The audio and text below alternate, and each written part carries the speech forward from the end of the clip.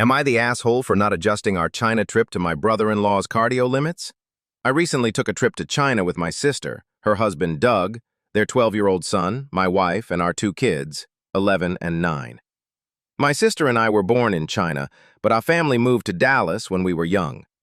She stayed there and built a life, while I settled in the Pacific Northwest with my family. Growing up, our parents emphasized healthy food and staying active, and my sister and I kept those values. Doug, on the other hand, is American in every stereotypical sense. Think processed food as a staple and refusing to walk more than a few blocks. He'll drive a full-sized SUV to the corner store. He's not completely immobile, but he's definitely not built for long-distance walking. Their son had just finished studying ancient China in school and was especially fascinated by the terracotta warriors. My sister thought it was the perfect time for him to visit his roots. Since I was already planning a trip to Chongqing to see family, we coordinated to make it a whole family adventure. Beijing, Xi'an, Nanjing, all the good stuff from his school curriculum. I handled most of the planning and tried to hint that there'd be a lot of walking, especially since Chinese cities rely heavily on public transport. Doug brushed it off, but once we arrived, the problem became obvious. Doug struggled to keep up with even moderate walking.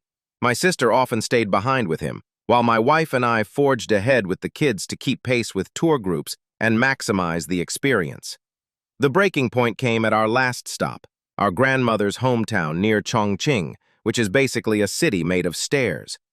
One humid afternoon, I decided to take the kids to a local market through a park that our family helped build generations ago. Doug insisted on coming. I warned him it was a long walk, but he said he didn't want to sit around all day. Half a mile in, he was clearly struggling. I slowed down, but the kids kept running ahead. After we got through the park, I finally convinced him to take a taxi back. The kids and I continued on to the market. When we returned, Doug was sulking, and my sister was upset. She said I should have just taken a taxi from the start. I explained that walking was actually faster given the layout, and the kids got to experience a piece of our family's history. She told me she hadn't realized how physically demanding the trip would be and that I didn't factor in Doug's limitations when planning.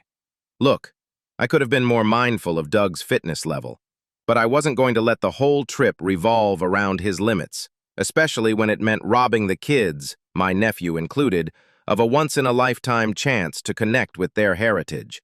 They all said it was one of the best experiences of their lives. So, am I the asshole?